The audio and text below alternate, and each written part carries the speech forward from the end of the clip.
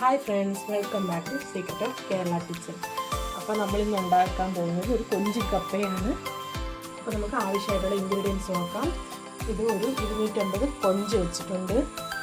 പിന്നെ തേങ്ങ, വെളുത്തുള്ളി, കടുക്, കുരുമുളക് പൊടി, കറിവേപ്പില, ഇത് 2 തക്കാളിയാണ്, ഒരു 10 പച്ചമുളക്, ഇതൊരു 1/2 കിലോ കിഴങ്ങ്, 3/4 കിലോ കിഴങ്ങുണ്ട്, ഒരു 4 സവാള അരിഞ്ഞത്, പിന്നെ പൊടികൾ മഞ്ഞൾപ്പൊടി, മല്ലിപ്പൊടി, മുളക് പൊടി, ഗരം മസാല, ആവശ്യത്തിനുള്ള എണ്ണ.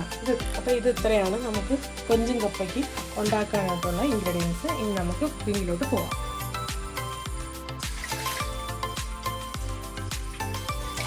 അപ്പോൾ നമ്മൾ പാൻ ഗ്യാസിലോട്ട് വെച്ചിട്ടുണ്ട്. ഇതിപ്പോൾ ചൂടായി. ഇനി നമുക്കിതിലോട്ട് ഓയിൽ ആഡ് ചെയ്യാം. എണ്ണ ചൂടായി. ഇതിൽ നമുക്ക് ഇനി കടുകിടാം.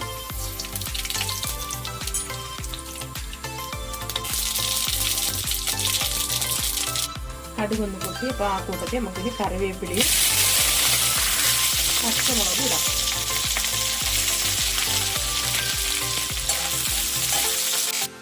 ഇതിൻ്റെ കൂടെ തന്നെ വെളുത്തുള്ളി കൂടി ഇട്ട് കൊടുക്കാം.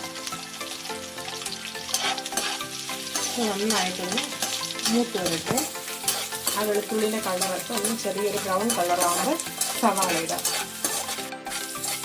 അപ്പോൾ നമ്മളെ വെളുത്തുള്ളിയൊക്കെ ഒരു ചെറിയ ഗോൾഡൻ കളറായി. ഇനി നമുക്കിതിലോട്ട് സവാള ഇടാം.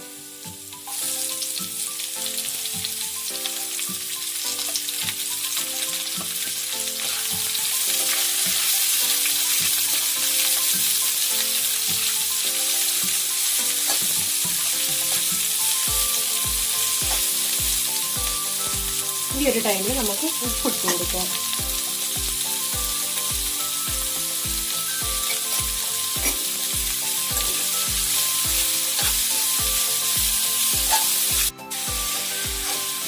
ഇനി നമുക്കിതൊന്ന് മൂടി വെച്ച് ആ സവാള ഒന്ന് വഴണ്ട് വരട്ടെ. ആ സമയം നമ്മുടെ കപ്പ നമുക്ക് അവിക്കാനായിട്ട് വെക്കാം. ആവശ്യത്തിനോട് വെള്ളം ഒഴിച്ച് കൊടുക്കാം.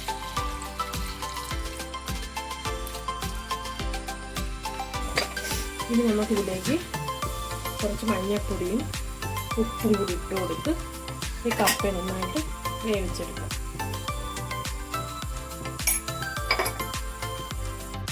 അപ്പോൾ കപ്പ വേവുന്ന സമയം കൊണ്ട് നമുക്ക് കുറച്ച് തേങ്ങയും ഉള്ളിയും കൂടി ഒന്ന് ചതച്ചെടുക്കാം. അത് നമുക്ക് കുറച്ച് ഉള്ളി ഇതിലേക്ക് ഇട്ട് കൊടുക്കാം. കുറച്ച് മതി ഉള്ളി. ഇതൊന്ന് ചെറുതായിട്ടൊന്ന് ചതച്ച് എടുക്കാം. ഇനി ഇതിലോട്ട് തേങ്ങ ഇട്ട് കൊടുക്കാം. കുറേശ്ശെ ഇട്ട് ചതച്ചെടുക്കാം.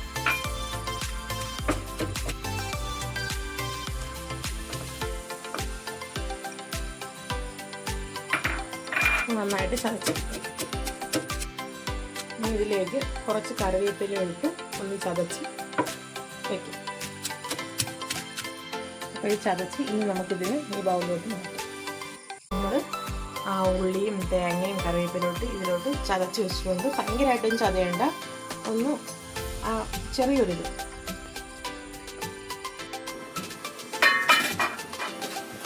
അപ്പം നമ്മുടെ സവാള നന്നായിട്ട് ഒന്ന് വഴണ്ട് വന്നിട്ടുണ്ട്. ഇനി നമുക്കിതിൽ പൊടികളിടാം. ആദ്യം മഞ്ഞൾപ്പൊടി, മുളക് പൊടി, മല്ലിപ്പൊടി, ഇതുപോലെ ചിക്കൻ മസാല നന്നായിട്ടൊന്ന് മിക്സ് ചെയ്ത്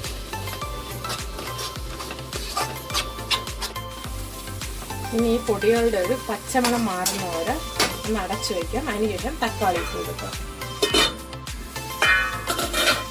അപ്പോൾ ആ പൊടികളുടെയൊക്കെ ആ പച്ചമണം മാറി. ഇനി നമുക്കിതിലേക്ക് തക്കാളി ഇടാം.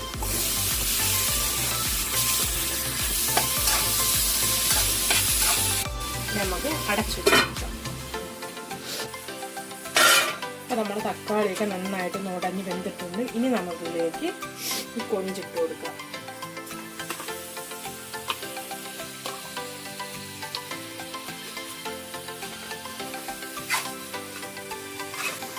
ഇനി നമുക്കിതിനൊന്ന് അടച്ചു വെച്ച് കുക്ക് ചെയ്യാം.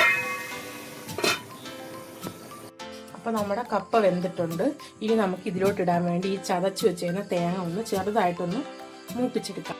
അപ്പോൾ നമ്മുടെ ചട്ടി ചൂടായി. ഇനി ഇതിലോട്ട് ഈ തേങ്ങ ഒന്ന് ഇട്ട് കൊടുക്കാം. ഭയങ്കരമായിട്ടങ്ങ് വറുക്കണം, ചെറുതായിട്ടൊന്ന് വറുത്തെടുക്കാൻ മതി. അപ്പോൾ നമ്മുടെ തേങ്ങയുടെ ഒരു കളറൊക്കെ ഒന്ന് മാറി. ഇനി നമുക്കിത് ഓഫ് ചെയ്യാം. ഈ ഒരു പരുവമാണ് നമുക്ക് വേണ്ടത്. ഇപ്പോൾ നമ്മുടെ അരപ്പ് റെഡിയായി. ഇനി നമുക്കിതിൽ കൊഞ്ച് പറക്കി മാറ്റിയതിന് ശേഷം തേങ്ങയിലോട്ടിടാം. ഓരോന്നായിട്ട് കൊഞ്ച് മാറ്റാം. അപ്പോൾ നമ്മളെ കൊഞ്ചെല്ലാം നമ്മൾ പാത്രത്തിലോട്ട് മാറ്റി. ഇനി നമുക്കിതിലോട്ട് കപ്പ ഇടാം. കപ്പ നമുക്ക് ഇതിലോട്ട് ഇട്ട് കൊടുക്കാം.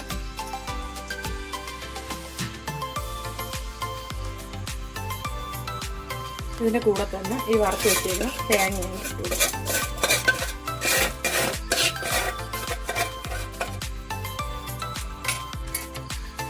നമുക്കിതെല്ലാവരും നന്നായിട്ട് മിക്സ് ചെയ്തെടുക്കാം.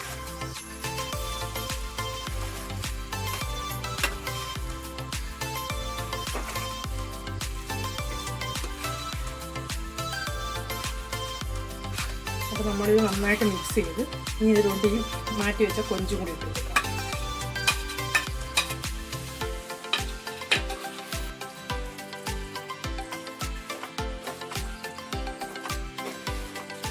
ഇനി നമുക്കിതിലോട്ട് സവാള ഇട്ട് കൊടുക്കാം.